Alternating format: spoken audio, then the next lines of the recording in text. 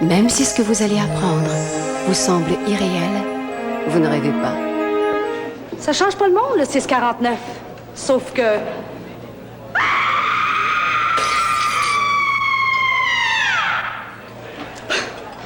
Fallait que je crie.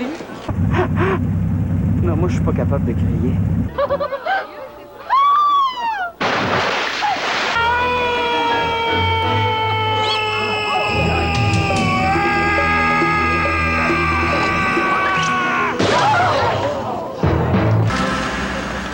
L'auto 649, ça change pas le monde. Sauf que... Vous avez pas le droit de me faire ça. Oui, je le veux. 1 million, 2 millions, 5 millions, OK. Aimes-tu les airs comme moi? Portes-tu les airs sur toi? Oh, dis-le-moi. Non, merci. Je sais pas comment on dépenserait ça, nous deux. Cadeaux, des cadeaux, des cadeaux, des cadeaux, des cadeaux, des cadeaux. Regardez dans votre poker plus, là, peut-être que vous gagnez 10 000 $. Ah, moi, si je gagne ça, je pars dans le sud. Mais j'aimerais mieux pas partir tout seul. Oui. C'est votre femme qui va être contente. Chérie, attention mes fleurs! Arrête! Super 7, ça dépasse l'imagination. Les sceptiques seront confondus. C'est le tic, c'est le tac, c'est le tic-tac-toe. Il y a du neuf à la loto, c'est le tic-tac-toe. Banco! Banco, la loterie qui tire beaucoup. Comment tu trouves ça, toi, Banco? Numéro 1. Préparez-vous à jouer, préparez-vous à gagner. À tout. À tout? Oui, oui, à tout, le tout nouveau jeu instantané de l'Auto-Québec. Qu'est-ce qui s'est passé? Vous venez de gagner au Select 42! Je suis excitée, là. Les pépites d'or sont à moi, j'ai gagné. Il n'y a pas que les pépites qui font gagner. Attends une minute, là. Touche plus à ton billet. On va retourner au bar avant. Oui, c'est une bonne idée. Mais touche pas à ton billet. J'y touche pas. Non, touche pas. J'y touche pas. Touche plus, là. J'y touche pas.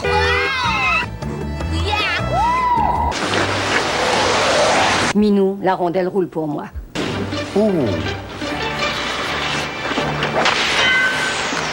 Vous avez besoin d'avoir une bonne constitution.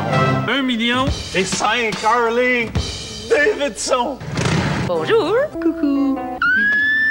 Roxane, vous serais-je offensé? Non, montez! On a gagné! Le nouveau provincial. Maintenant, 22 numéros gagnants chaque semaine. Ici le comte de Montebello, découvreur de trésors cachés, pour vous servir. Bonne chance!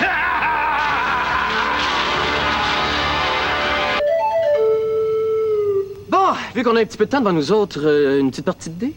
Vas-y, gratte. On peut la plus haut. Bon, si ça donne 7, 11 ou 21, on gagne. Oh, monsieur s'est gratté. C'est tellement amusant de jouer à l'Interplus. Pour 2 $, 2 jeux. Alors, grattez le talon d'abord. Gratte le billet. Full ball select. La nouvelle loterie instantanée de l'Auto-Québec. Qu'est-ce qu'on gagne au grattage? Qu'est-ce qu'on gagne au tirage? Voilà la question. Vous pourrez faire le tour du monde 1 fois, 2 fois, 10 fois. Vous pourrez acheter Une maison, un bateau, 2 caravanes.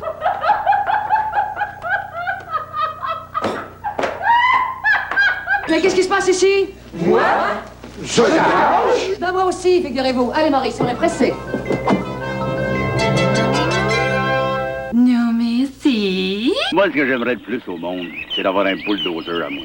Moi, ce que j'aimerais le plus au monde, ce serait d'avoir mon petit commerce. Célébration 89 de l'Auto-Québec. Attendez-vous à tout.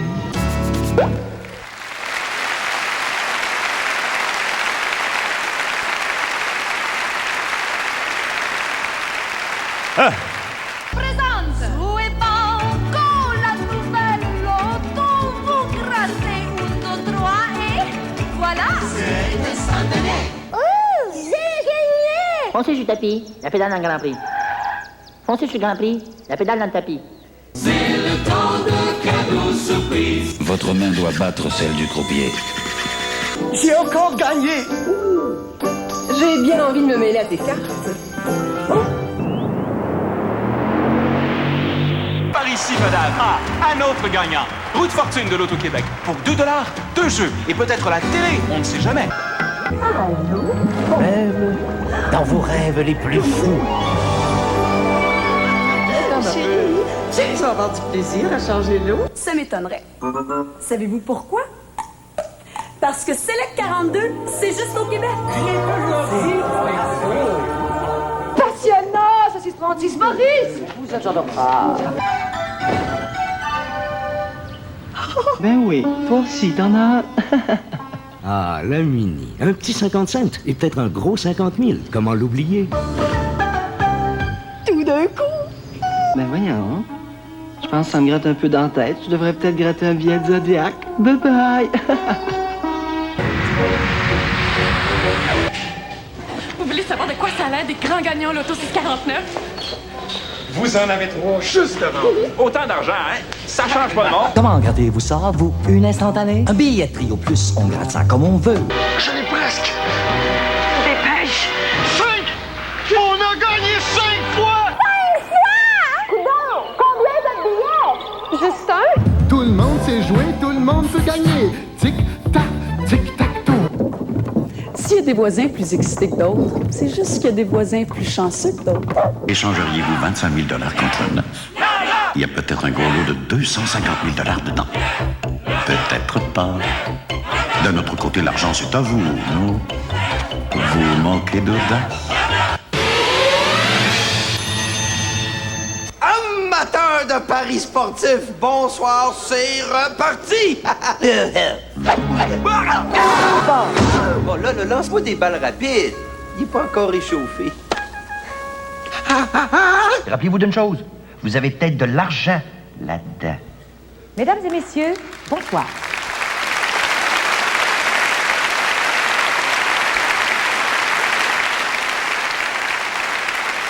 Le gala qui vient de s'achever a su vous plaire et vous divertir parce qu'elle a su devenir l'habitude qu'elle souhaite être dans le quotidien des Québécois, mais aussi parce qu'elle est devenue une véritable institution dans notre patrimoine. La Loterie nationale des Québécois méritait cette célébration. Au cours de la prochaine heure, nous verrons qu'elle s'est aussi inscrite dans plusieurs aspects de notre vie collective, au point qu'après un quart de siècle, on peut dire que cette maison de jeux et de rêves, qui s'est rendue millionnaire à faire des millionnaires, est devenue indispensable. Comment elle y est parvenue? Qu'est-ce qu'il y a à l'arrière qui lui a permis de le faire? Comment se maintient-elle dans l'imaginaire des Québécois? C'est ce que nous avons au menu de cette émission spéciale. À tout de suite.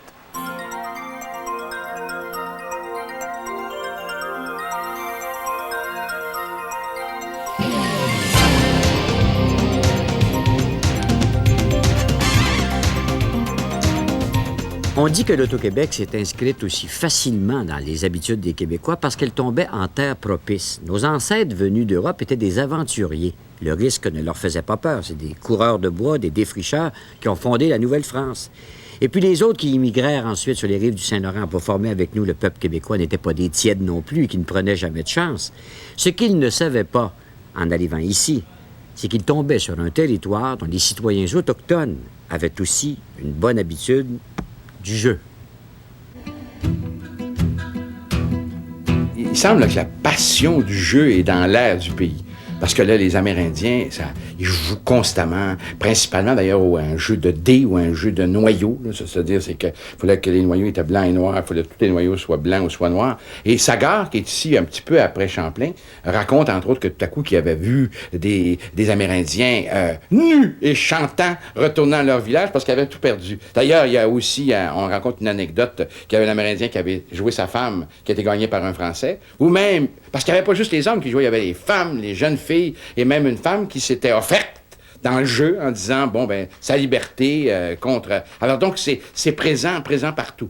La loterie comme telle, ça apparaît, bon, vers 1688, enfin, on a des documents, avec la marquise de Denonville, qui était la femme du gouverneur. Au fond, c'est une genre de vente de garage qu'elle a faite, au fond, et à ce moment-là, sous le régime français, on fait beaucoup de ventes de garage. Par contre, et ça c'est extraordinaire, au même moment, les Américains, c'est dans l'air du continent, les Américains font des loteries. Et ça, c'est assez amusant. Ils font des loteries pour une seule et unique raison. D'abord, pour financer les fortifications, pour se protéger à New York ou dans Pennsylvanie, pour se protéger des Français, pour lever une armée contre les Français. Je veux dire, et effectivement, plus tard, ils vont dire ce qu'ils vont faire.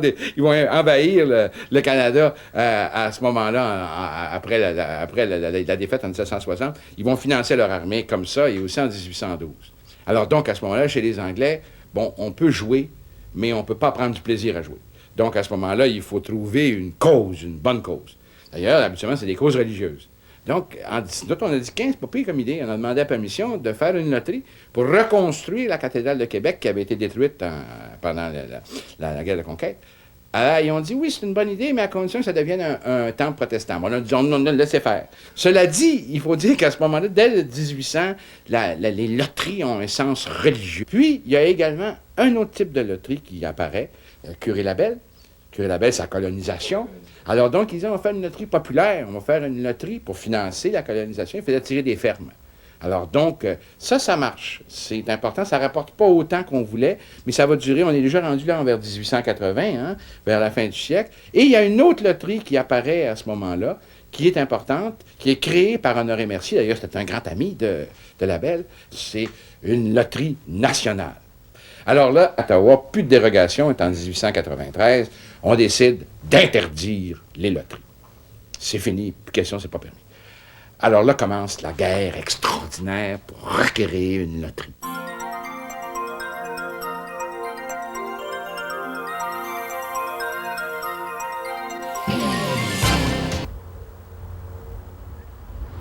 Ah! J'ai jamais rien gagné de gros dans un tirage. Je ne m'assois jamais au bon moment à une table de jeu. Les machines ne sont jamais généreuses à mon endroit. Il faut croire que la chance m'a favorisé autrement dans la vie. Mais j'ai toujours été intrigué par celles et ceux que, comme on dit, le hasard favorise. Les combinaisons gagnantes qu'ils ont dans la tête, les stratégies. Ils ont même planifié ce qu'ils allaient faire avec le magot. Mais il y a plus que cela. Il y a la psychologie du gagnant. Le stress, parce qu'il y en a un de quelqu'un qui sent qu'il va gagner quelque chose. Dans un reportage que nous avons fait au Match de la vie, un gagnant de 6 millions me disait qu'il n'avait pas osé vérifier les numéros de son billet gagnant tellement son cœur battait fort et que son sang tournait dans son corps. Rien qu'à m'en parler, il m'a mis sur les nerfs. Examinons le contenu de l'œuf numéro 4. L'œuf numéro 4, qui était votre date de naissance, chère madame, cette grande chanteuse de Ham-Nord. Vous avez une gros louche, chère madame!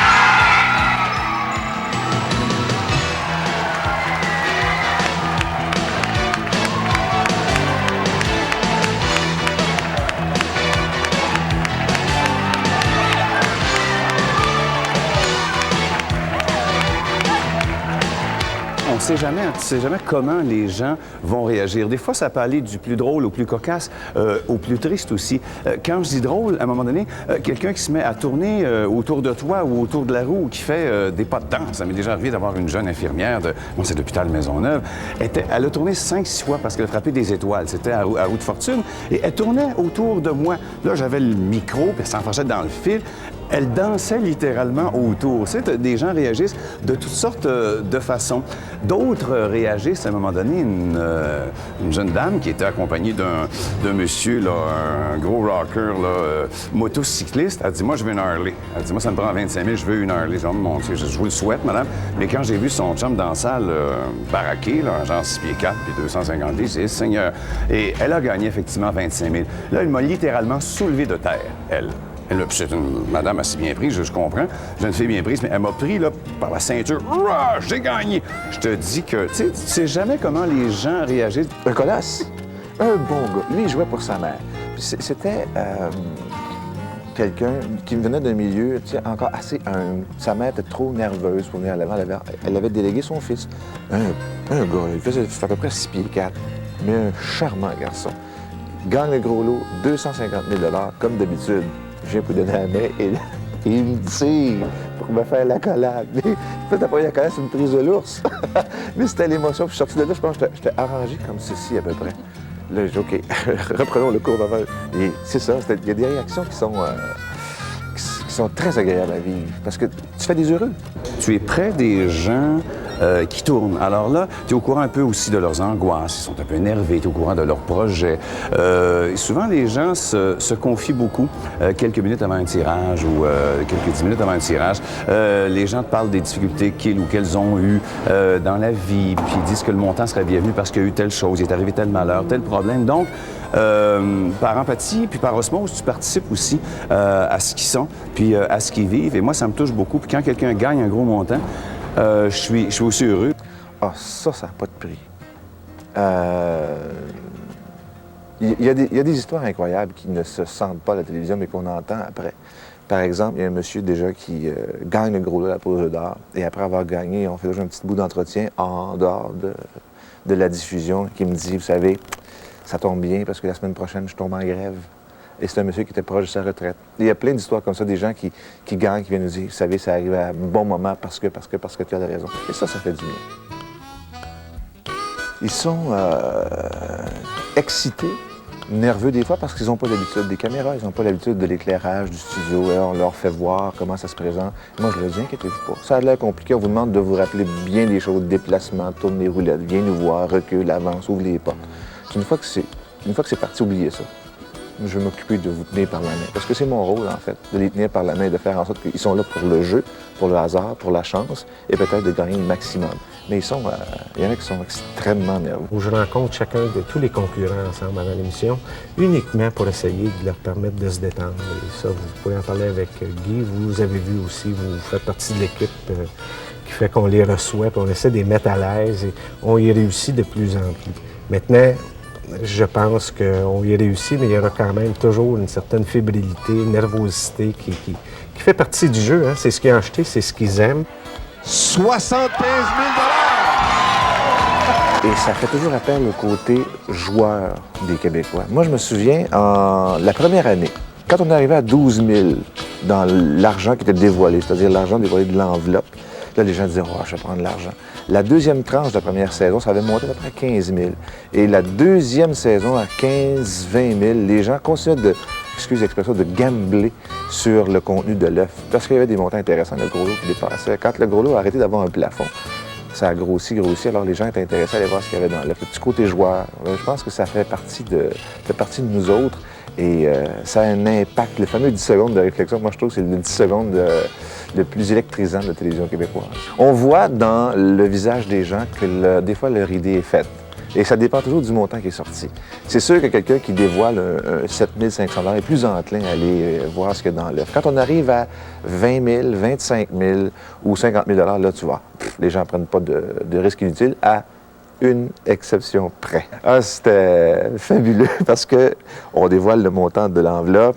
J'ouvre l'enveloppe, il y a un carton sur lequel c'est écrit 50 000 $. Alors, dans notre tête, 50 000 $, bon, c'est presque acquis que la personne ne va pas prendre de risque. Quelle est votre décision? Là, tout le monde, l'argent. Lui, les bras croisés, au-dessus de ses affaires, l'œuf. Et là, je ne sais pas comment ça se fait, mais je me suis retourné, j'ai dit, l'œuf? J'étais un peu incrédule, mais finalement, j'enlève le 50 000 $, j'ouvre l'œuf et il y avait dans l'œuf 6 500 $. Mais c'était un monsieur tellement calme, si c'était pas grave. Lui, le côté joueur dont je parlais tantôt, là, c'était ça. C'était carrément l'aspect du jeu de la pause d'or. Je viens ici pour m'amuser, je viens ici pour avoir du plaisir. Ça m'a rien coûté, sinon un 2 $. Il a joué jusqu'au bout. Mais ça, c'était phénoménal. Et ce que je me rappellerai toujours de ce monsieur-là, c'est que après l'émission, je faisais attention, je m'assurais que tout le monde ne remette pas ce monsieur-là en discussion, et qu'on fasse attention.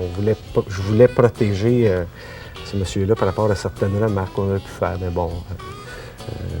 Et je voulais m'assurer en tout cas qu'il n'y ait pas de remarques qui se fassent. Et c'est le monsieur lui-même qui était venu me voir en me disant Gélard, monsieur Gélard, m'a appelé monsieur Gélard, on m'a appelé de ça, il me dit est-ce que j'ai du guts ou est-ce que j'en ai pas? Des fois aussi, tu as l'effet contraire. Tu as des gens qui sont dont les genoux plient. Je me rappelle à un moment donné d'avoir été avec un monsieur d'une 60aine d'années qui était très grand et très fort, très calme, et qui a gagné 255 000 $. Et là, les genoux ont plié. Et puis là, je l'ai soutenu par les épaules, par les coudes, parce que là, j'ai essayé de le tenir debout. Mais une chance, on a toujours une infirmière qui est pas loin. Et puis le monsieur est carrément tombé dans les pommes. Mais je m'attendais pas à ça parce qu'il était pas frêle du tout. Tu sais jamais comment les gens réagissent. Ou des fois, des gens...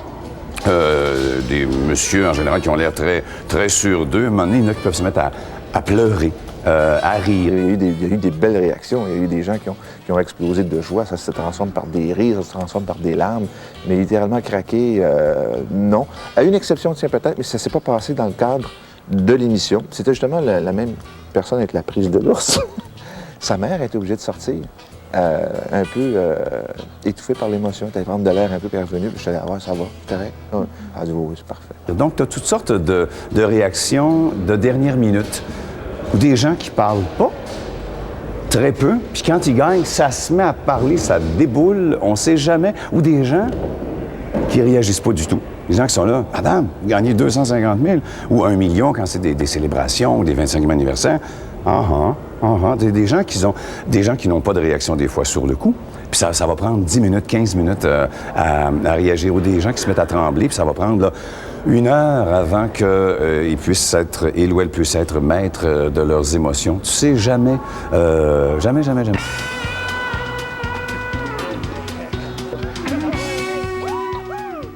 Ça vous fait chacun 290 328 et 93. Alors, Monsieur Laurent Vachon.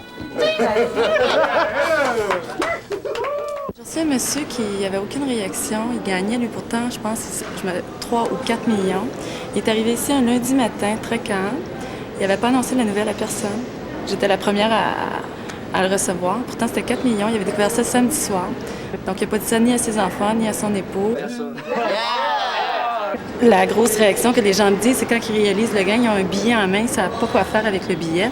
Donc, plusieurs vont nous dire, je savais vraiment pas où le mettre. Il y en a qui vont nous dire, je l'ai mis dans ma brassière toute la fin de semaine. Il y en a d'autres qui vont nous dire, au frigidaire, en dessous de la poubelle, dans le sucrier, dans l'armoire en dessous. Le maire de Montréal dit, écoutez, c'est comme une route, ça a du bon sens de faire une loterie là, pour venir en aide aux chômeurs.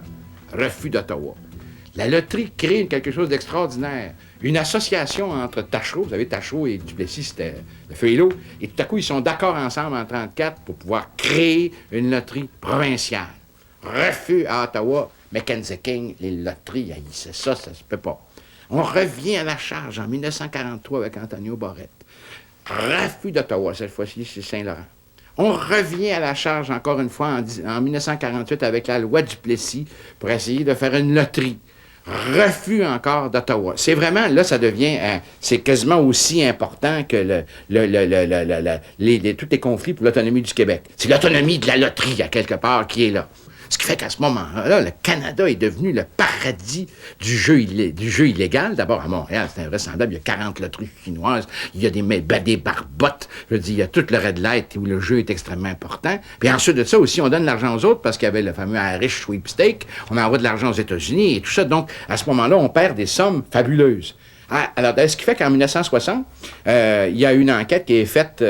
il y a un genre de référendum qui est fait par CKC à ce moment-là. Et là, c'est extraordinaire. On a 98 000 personnes qui disent qu'ils sont pour les loteries et il y en a 149 pour le non. Je ne sais pas le pourcentage, là, mais c'est un pourcentage très élevé.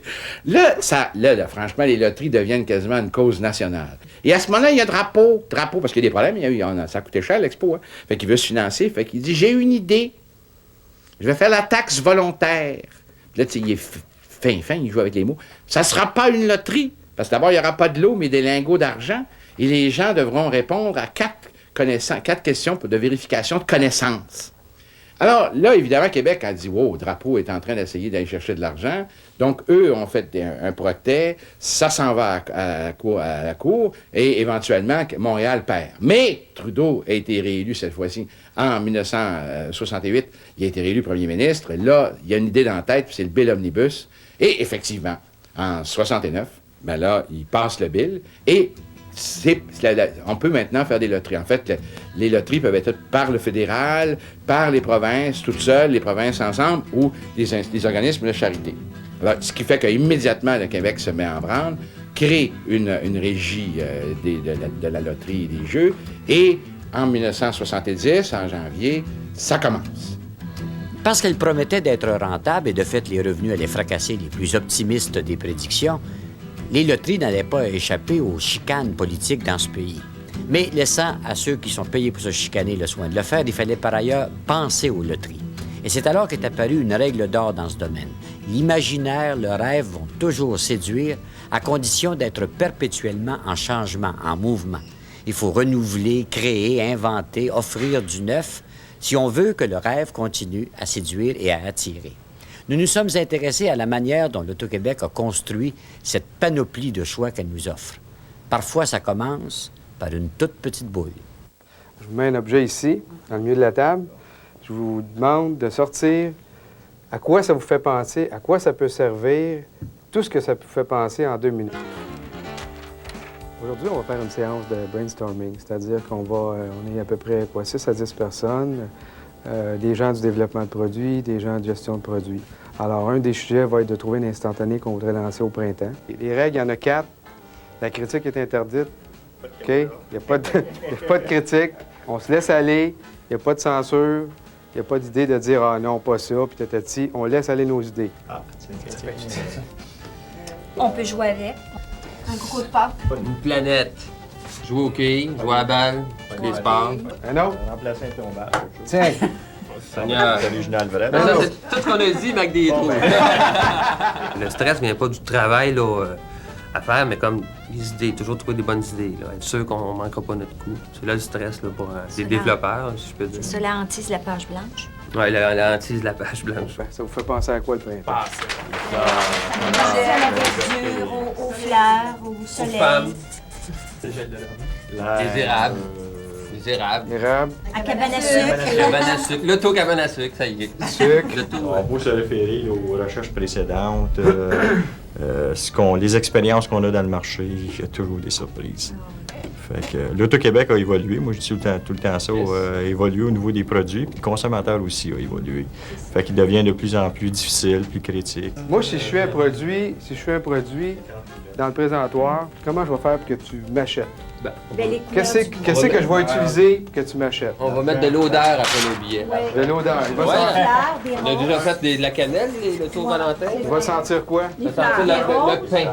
Le sapin. Ou le pain, oui. Le sapin. OK. Des voyages. OK, tu vas y offrir des voyages? Dans l'histoire de l'Auto-Québec, on a déjà eu une loterie, je pense que c'était la Grande Traversée, où le voyage se faisait avec le Concorde. C'est un voyage en Europe. Oui, le train de l'Orient Express, à un moment donné, dans une loterie. Oui, c'est vrai. Un voyage en Orient Express. On a testé ça, oui. L'idée de l'hélicoptère. L'hélicoptère. Donner des hélicoptères. Ça nous est arrivé dans un brainstorming. Voyage sur la Lune. Voyage sur la Lune. Promenade sur Mars. Vous gagnez un chalet, puis on faisait un village dans le nord, des cantons de l'Est, que tous les gagnants avaient un chalet à cet endroit-là. Ça n'a pas marché. On fait un jeu de télé, là, le prochain jeu de télé, Chasse au trésor, c'est tout... moi, j'aime l'aventure un peu, puis quand j'étais jeune, j'aimais beaucoup l'histoire de Chasse au trésor. Mais on fait un jeu basé carrément là-dessus, l'aventure, le mystique, aller trouver le trésor à la fin. Ça reste de l'argent, mais on met tout un imaginaire un peu de chasse et de découverte. Ça, c'est le fun. On en discute toujours un petit peu, mais on dit celle-là, il va passer, ils vont aimer ça, ça va être bien le fun. Puis souvent, c'est complètement le contraire. On a toujours des surprises. Toujours. Quand elle fonctionne pas, là, c'est le cœur, il fait mal parce qu'on a pensé avoir tout fait, mais rendu parfois dans le marché, ça va nous créer des surprises. Ouais. Il y a eu certains produits, pas tous. Habituellement, quand on lance un produit sur le marché, ça correspond à ce qu'on a eu comme résultat là, au niveau des recherches. Tu penses que c'est bon, puis là, tu te rends compte que ça répond pas aux attentes des consommateurs, puis c'est les autres qui décident, fait que tu repars à zéro. Mais il est bon, ça va marcher. Oubliez qu'on donne de l'argent 95% du temps. On donne du cash, puis du cash, puis du cash, c'est ce que les gens veulent. Mais par contre, je vous dirais qu'on a déjà testé des produits haut de gamme avec juste de l'argent. Parce qu'on se disait, les gens prennent de l'argent quand on leur offre un lot en marchandises. Et c'est immanquable. Les gens ont besoin de rêver. Ils ont besoin de savoir ce qu'ils peuvent s'offrir pour le montant, en autant qu'on leur laisse le choix. Parce que quand on leur présente des produits avec juste de l'argent, ils trouvent ça ennuyant. Oh, c'est rien que ça.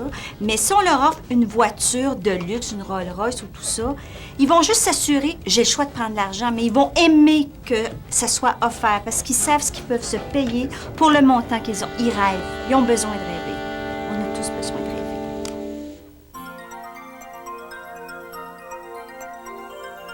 Confiable avec l'expertise reconnue de l'Auto-Québec.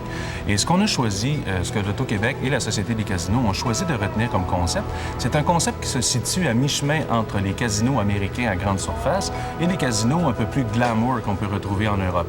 Donc, on retrouve ici au Casino de Montréal, par exemple, un casino qui est bâti sur 6 étages différents. La lumière du jour entre avec une architecture. On a rénové le pavillon de la France qui a servi à l'exposition de 1967. Tout le monde s'accorde pour dire que son architecture, loin d'être dépassée, est encore futuriste. Et le résultat, après plus de 2 ans maintenant au Casino de Montréal, est plus que probant. Et l'Auto-Québec, c'est une entreprise de loterie dont la réputation s'est développée et la réputation est maintenant internationale. Et avec l'arrivée des casinos, bien, c'est le nouveau petit frère et ça a ajouté seulement que pour le Casino de Montréal, 2300 employés. Si on ajoute le Casino de Charlevoix, on parle de 250 employés supplémentaires. Et avec l'arrivée du Casino de Hull au printemps de 1996, on parle de 1000 nouveaux employés. Donc, c'est 3500 nouveaux emplois qui se sont ajoutés là, au cours des 2 dernières années et s'ajouteront à la grande famille de l'Auto-Québec. Dans les casinos européens, c'est pas rare de retrouver des casinos à 3-4 tables et des fois qu'il n'y a même pas de machine. C'est très rare qu'on retrouve des casinos en grande surface comme celui de Montréal. Il faut bien comprendre qu'après l'expansion, le Casino de Montréal sera un des 10 plus grands casinos du monde en termes d'équipement de jeu. Le Casino de Hull, le 3e casino de la Société des casinos, a ceci de particulier que ça va être le premier qui sera construit de toutes pièces. Le Casino de Charlevoix a été conçu de façon à être un attrait touristique, qui est une des missions premières qui a été confiée par le gouvernement à la Société des casinos. Le casino de Hull, ce sera la même chose. C'est un édifice qu'on veut magnifique, qui va s'intégrer tout près de 2 immenses plans d'eau qu'on va mettre en valeur, que ce soit par des jets d'eau et également une marina, et ça va être possible d'accéder au casino par bateau. Pas besoin d'être Arsène Lupin ou Colombo pour deviner que là où il y a autant d'argent, ça allait attirer les intentions malhonnêtes. Il y a des esprits croches qui ont mis toute leur créativité à tenter de mettre la main sur un magot indépendamment de la chance.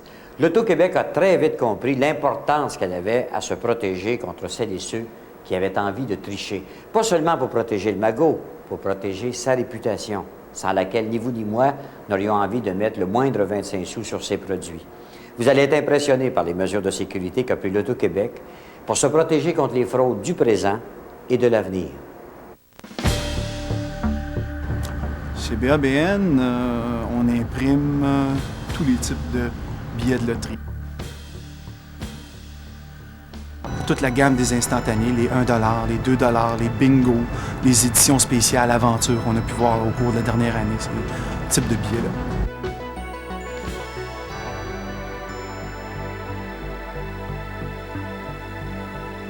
C'est très difficile de simuler une instantanée. Très, très, très difficile. Il y a beaucoup d'années de recherche au travers d'une loterie instantanée. Il y a des formulations chimiques qui sont uniques au billet. Chaque billet a son propre code à barre qui est listé dans une base de données, ce qu'on appelle une liste de validation qui est remise à l'Auto-Québec pour chaque jeu. Et non seulement chaque billet a son propre code à barre, mais il a aussi son propre numéro de validation.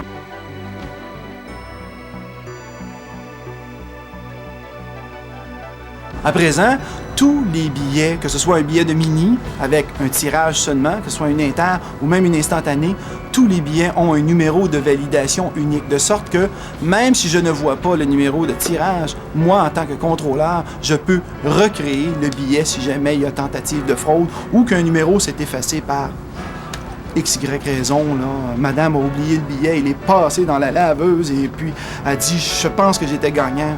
On va, nous, à ce moment-là, par des numéros, soit cachés sur le billet ou des numéros uniques, venir à recréer le billet et savoir si effectivement on a oui ou non un gagnant.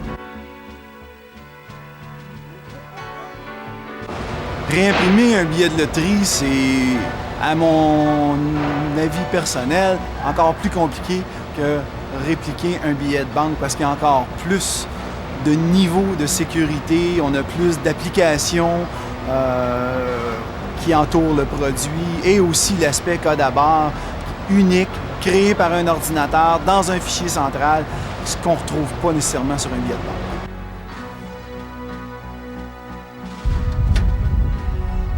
La firme Sanson-Belair de Deloitte-Touche est mandatée par des différentes sociétés de loterie pour vérifier leurs billets qui sont imprimés ici, de façon à ce qu'on s'assure que la structure de l'eau qui est demandée dans les billets et les différentes contraintes sont respectées. Nous sommes en mesure de nous assurer que tous les billets gagnants sont imprimés, qu'ils sont distribués aléatoirement et qu'il n'y a pas de modèle de distribution, de façon à ce que des gens puissent identifier à l'avance comment se procurer des billets gagnants.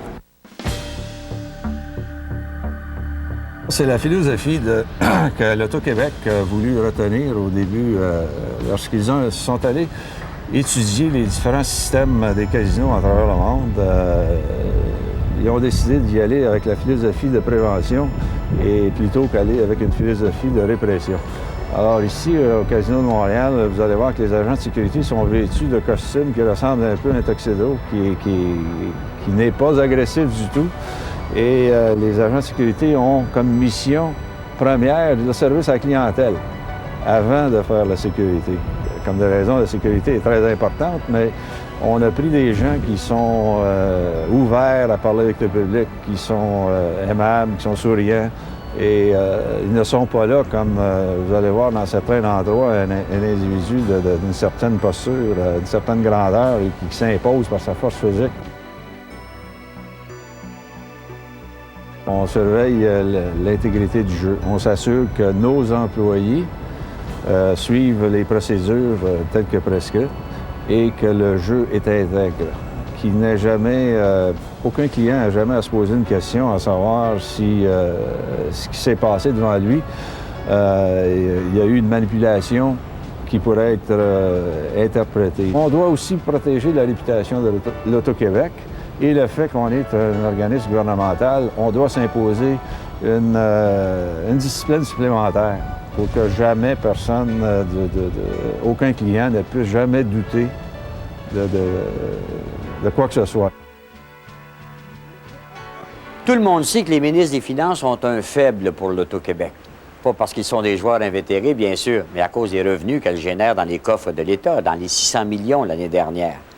Le casino est devenu une mine d'or pour un gouvernement qui est toujours à court d'argent. Mais il n'y a pas que les gouvernements qui en profitent.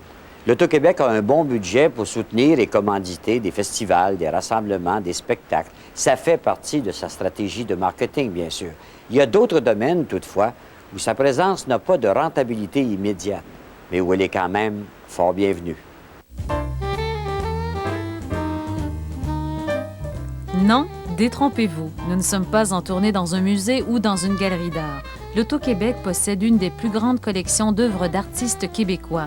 Mais les premiers pas de l'Auto-Québec dans le domaine des arts visuels remontent en 1979 avec un concours d'estampes ayant pour thème « Contes et légendes québécoises ». Le but était double, créer un intérêt auprès des artistes, d'une part, et deuxièmement, avoir en notre possession, par le biais de ce concours-là, des œuvres d'art qu'on pourrait remettre lors d'événements spéciaux. Bon, les légendes québécoises, ça ne m'intéressait pas plus qu'il fallait parce que je les connaissais. Alors, comme c'était le challenge, je suis allée fouiller dans les légendes amérindiennes. Et ça, c'était très passionnant. Indépendamment de faire la gravure, juste la recherche de lire les légendes amérindiennes, c'est très intéressant. J'ai cherché celle qui faisait mon affaire et celle qui rencontrait évidemment le type d'image que je travaillais à ce moment-là. C'était tout un défi pour moi parce que je ne connaissais pas assez la langue. Puis il fallait lire soit des poèmes, soit des légendes. Puis je me suis dit, pourquoi pas? Puis c'est comme ça que j'ai appris à connaître aussi le patrimoine québécois. Et, la bonne nouvelle, c'était que j'ai gagné le prix catégorie étudiante. Je ne pouvais pas croire, c'est vrai, parce que c'était la première fois que je me présentais comme ça. Avoir une œuvre primée, d'abord, ça nous fait beaucoup plus connaître, si vous aimez mieux, au niveau comme artiste, que si on n'avait pas. C'est comme si on faisait une exposition puis qui était très couverte, par exemple. Au domaine des arts et des concours, la collection d'estampes de l'Auto-Québec est encore et toujours celle qui accorde les prix les plus importants en bourse aux artistes. L'artiste lauréat, chaque année, reçoit un montant d'argent pour la production de son œuvre en 70 exemplaires. C'est grâce à ce prix-là, qui est quand même assez cossu, pour nous aider à continuer à travailler. Parce que sinon, on vend tellement peu d'estampes, on fait de si petits tirages qu'on n'arrive jamais dans le fond. Ça, l'impôt ne comprendra jamais ça. C'est vrai que quand on dit l'Auto-Québec, l'auto, la loto, et tout le monde pense, tous les amis, oh, tu es riche, vraiment riche. Je dis, ça dépend ce que ça veut dire riche. Mais les gens ont la difficulté à comprendre que l'Auto-Québec aide aux artistes d'une autre façon. Ce n'est pas un cadeau, je veux dire, c'est parce qu'on mérite aussi. Suite au succès du concours d'estampes, l'Auto-Québec décide en 1985 d'acquérir une collection d'œuvres d'art. Aujourd'hui, cette collection compte 1050 œuvres de près de 300 artistes québécois. Tous étaient conscients que c'était important pour l'Auto-Québec de se créer une forme de prestige québécois dans la décoration même ou dans l'aménagement même de ces locaux. Donc, ça a été très facile de faire démarrer la collection. Là où il y a peut-être eu quelques petits accrochages, ça a été de convaincre certains cadres de l'Auto-Québec d'accrocher sur leur mur des œuvres qu'ils jugeaient peut-être trop rébarbatives, trop modernes, trop contemporaines, etc. Mais graduellement, et avec d'autres programmes qu'on a mis en sous-main, des programmes d'initiation, si vous voulez, à la peinture, des œuvres qui, en 1985, étaient délaissées ou allaient dans des bureaux de connaisseurs. Aujourd'hui, certains gestionnaires de l'Auto-Québec se les arrachent. On achète des œuvres d'artistes vivants. Donc, au départ, on tient pour compte, puis on tient beaucoup à ce qu'une partie des sommes qui sont versées par l'Auto-Québec pour l'acquisition des œuvres reviennent aux artistes. C'est un budget fixe, calculé en fonction des revenus de l'entreprise. Donc, c'est 1/100 de 1% des revenus bruts de la société. Ça semble pas beaucoup, mais ça peut donner, comme pour cette année, ça donne 150 000 $, je pense, consacrés exclusivement à l'acquisition, pas au fonctionnement de la collection, exclusivement à la collection d'achat d'œuvres. L'implication de l'Auto-Québec au domaine des arts visuels n'est pas seulement une implication visuelle, c'est une forme de participation à la vie communautaire. Tu sais que ça va rester dans le patrimoine québécois. Tu sais qu'un jour, ça va probablement aboutir dans un musée ou que cette collection va être appelée probablement à se promener. Donc, j'en suis très fière. Je pense que s'il y avait d'autres compagnies qui imitaient l'attitude de l'Auto-Québec de faire des collections, je pense que on aurait peut-être beaucoup d'œuvres dans ce pays, même si nos musées ne sont pas très riches, au moins on aurait des institutions qui collectionnent. Ben nous, il ne fait aucun doute à l'Académie que l'Auto-Québec est le commanditaire le plus important de la soirée des masques. Si l'Auto-Québec n'était pas venu commanditer le premier gala en 1994, on courait le risque qu'il n'y ait pas eu de gala, tout simplement. Puis je ne parle pas seulement d'une contribution en termes financiers, mais d'une mise sur pied d'un partenariat qui s'est resserré de plus en plus. Bonsoir et bienvenue à la première soirée des masques. On considère que les dirigeants de l'Auto-Québec aiment le théâtre et croient très fort en son présent et en son avenir.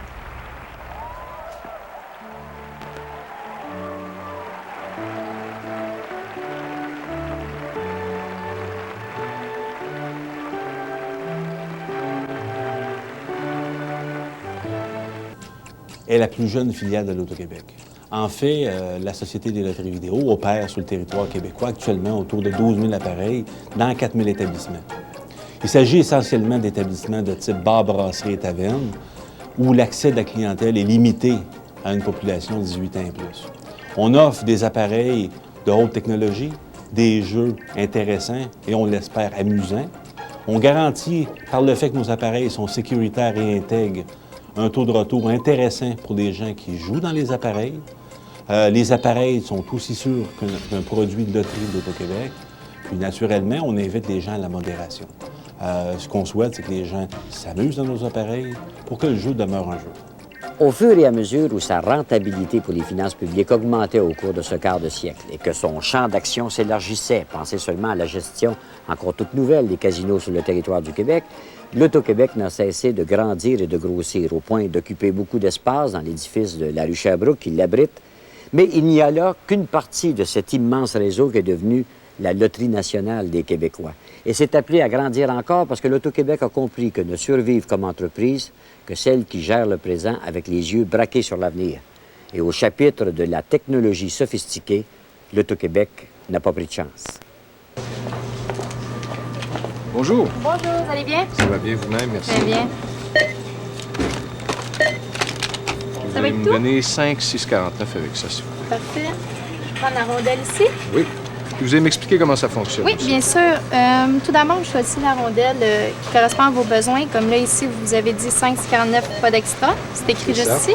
Je le passe devant mon lecteur optique. Le montant il est additionné automatiquement sur la facture. Comme ça, vous n'avez pas à payer séparément vos achats et le 6,49. Puis le billet, il sort sur l'imprimante juste ici. Simplement. Au marché IGA de Candiac, on expérimente depuis maintenant 1 an le système PRIM.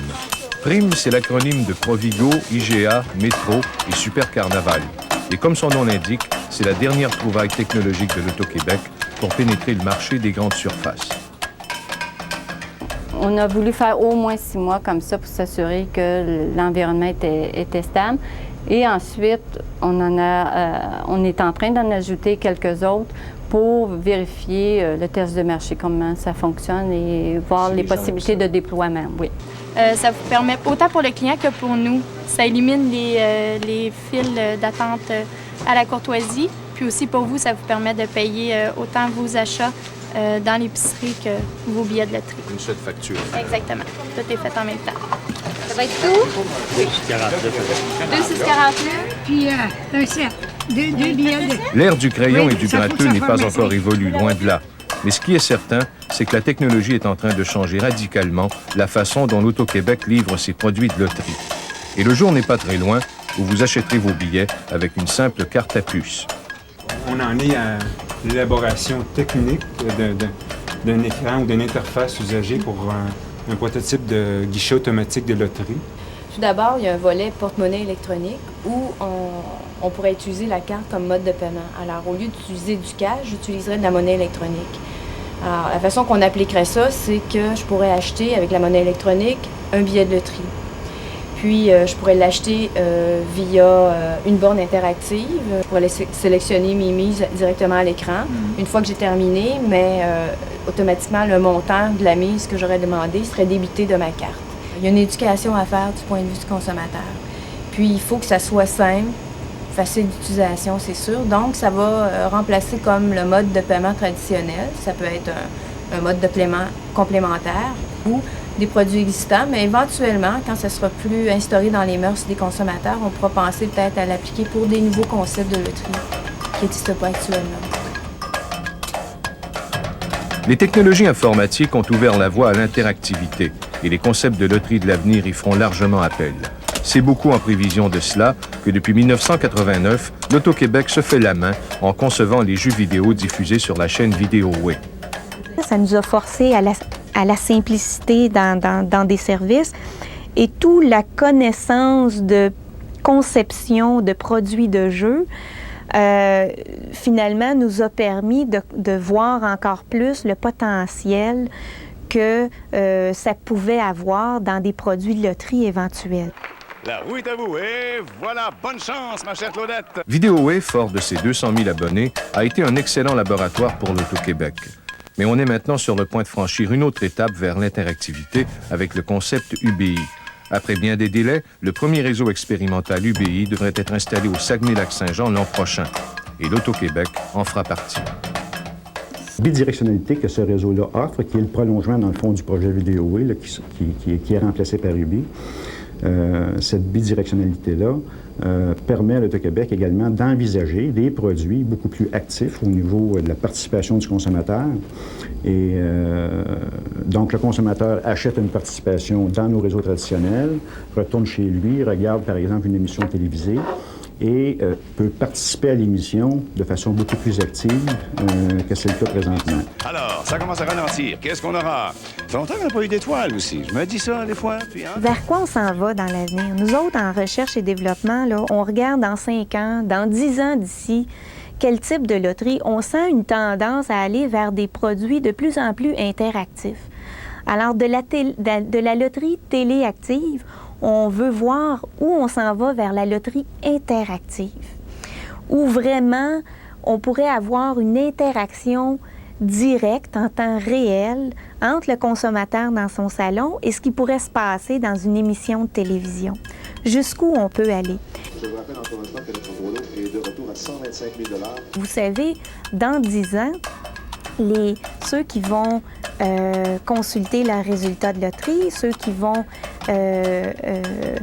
avoir le plaisir d'avoir une réelle émission interactive de loterie ou peu importe, c'est ceux qui jouent au Nintendo aujourd'hui. C'est des gens qui sont branchés. Alors, eux, peut-être qu'un gratteux ou qu'une 649, ça leur plaira pas autant que quelque chose d'un peu plus visuel ou d'un peu plus branché. Et puis, il y a nous, les clients aussi, qui devons bien avoir notre mot à dire. L'Auto-Québec, d'ailleurs, tient des séances d'échange entre joueurs, parieurs, même parmi les plus modérés, régulièrement, afin de constamment s'ajuster. Parce que les gérants d'estrade connaissent parfois le jeu très bien et leurs souhaits peuvent être mis à contribution. Il paraît que dans le fort intérieur de chacun, il y a des idées qui virevoltent comme des boules dans le boulier à la recherche de la loterie idéale qui devrait apparaître dans le futur. L'Auto-Québec est une société qui vend essentiellement du rêve, de l'amusement. Et l'engouement des Québécois qui a été soutenu année après année s'appuie essentiellement sur ce lien de confiance qui existe entre le consommateur et les produits qu'on met en marché. L'intégrité, nous, c'est la base de tout ce qu'on fait. Il faut que les gens aient confiance dans ce qu'on fait et que cette confiance-là, ils l'expriment. Et quand ils l'expriment, c'est ce qui est le plus rassurant. L'Auto-Québec fait partie de chacun des milieux au Québec. C'est une entreprise qui a ses racines en Beauce, qui a ses racines en Abitibi ou à Québec. C'est l'entreprise de tous les Québécois. Je pense qu'on peut dire qu'on a ici à l'Auto-Québec l'équivalent de 3000 employés qui sont profondément dévoués à ce qu'ils font, qui sont imaginatifs, qui ont, au fil des années, développé des produits extrêmement intéressants. On a également, et je l'ai mentionné aussi, un réseau de distribution qui est extrêmement performant. Alors, l'amalgame de ces différentes composantes fait le succès de l'Auto-Québec.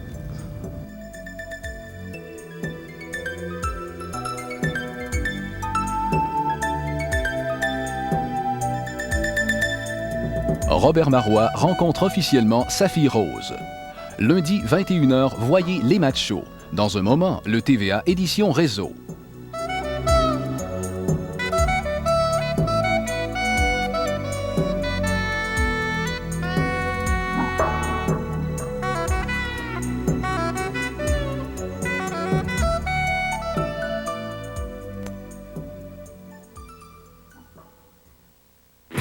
Une rencontre inévitable.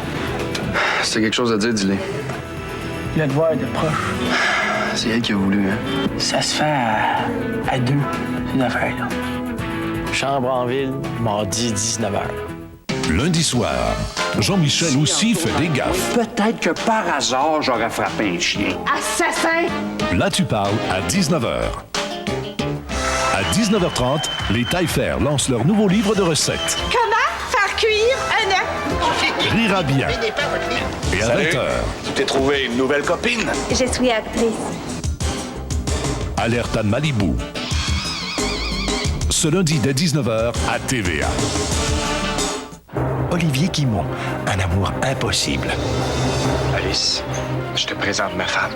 Alice Roby, deuxième partie ce mardi, 20h. TVA, le réseau d'ici.